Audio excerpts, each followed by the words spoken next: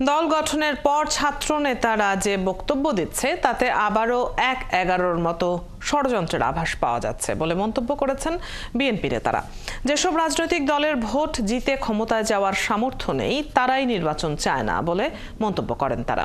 তাই সংস্কারের অজুহাতে নির্বাচন বিলম্ব না করে দেশের স্থিতিশীলতা রক্ষায় দ্রুত জাতীয় সংসদ নির্বাচনের তাগিদ দিয়েছেন তারা। রহিম রুমনের প্রতিবেদন।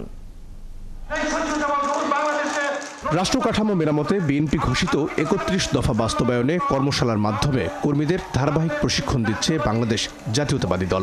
সকালে মহানগর দক্ষিণের সবুজবাগে ৩১ দফা নিয়ে আয়োজিত কর্মশালায় বিএনপির স্থায়ী কমিটির সদস্য মির্জা আব্বাস দেশে স্থিতিশীলতা আনতে দ্রুত নির্বাচনের তাগিদ দেন। অস্থির হয়ে আছে, কি হতে যাচ্ছে, নির্বাচন হবে না হবে না, তাই সংস্কার করে সময় নষ্ট করবেন না। যথাসম্ভব শীঘ্রই নির্বাচনটা দেন। এই দেশের মানুষের যে একটা মানসিক অস্থিরতা কাজ করতেছে, এটা আপনারা বোঝেন না।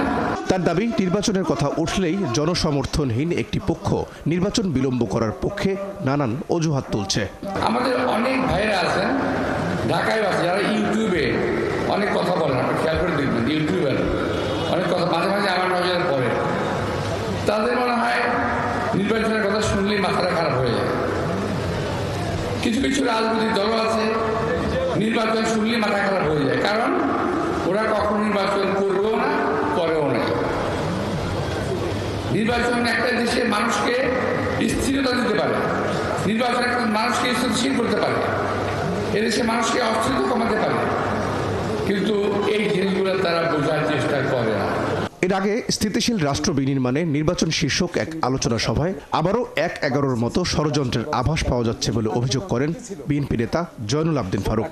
জাতি যখন ঐক্যবদ্ধভাবে এই নোবেল বিজয়ীকে সরকারে বসিয়ে দিয়ে একটি নির্বাচনের প্রতীক্ষা করছিলেন, তখনই মঈন ফখরুদ্দিনের মতো আরেকটা ষড়যন্ত্র মনে হয় শুরু হওয়ার পথে।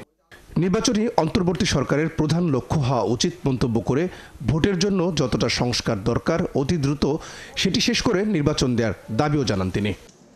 রহিম রুমন, ৭১, ঢাকা।